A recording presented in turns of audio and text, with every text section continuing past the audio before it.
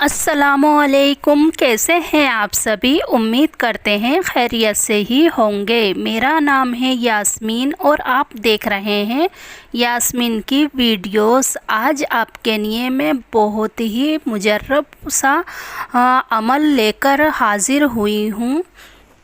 जिस शख्स को पेशाब करने की बीमारी हो, यूरिन में तकलीफ़ हो, तो वो इस अमल को करे। इस अमल को कैसे करना है ये मैं आगे बताऊंगी और इसका क्या तरीका है ये भी बताऊंगी। वीडियो को पूरा देखें।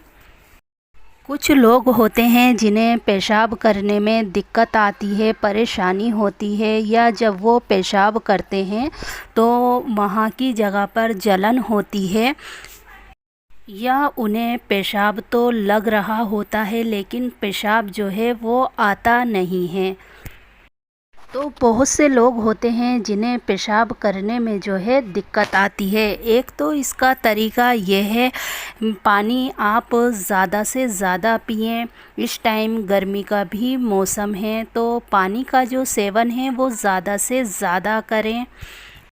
कभी कभार ऐसा होता है जैसे हम पानी का जो सेवन है वो कम करते हैं तो इससे भी हमें पेशाब में कुछ परेशानी देखने को मिलती है। चलिए मैं आपको वो सूरत बताती हूँ जो आपको इस बीमारी के लिए पढ़नी है। इंशाअल्लाह आप इस दुआ को पढ़ेंगे तो आपको ज़रूर फ़र्क मालूम होगा। जो आपकी बीमारी होगी वो ख़त्म हो जाएगी। आप इस दुआ को स्क्रीन पर भी देख सकते हैं। ये जो स्क्रीन पे दुआ है, आपको इस दुआ को पढ़ना है। ये हिंदी में भी है और अरबिक में भी है। औज़ु बिल्लाहि मिनश्शैतानिर रजीम, बिस्मिल्लाहिर्रहमानिर्रहीम।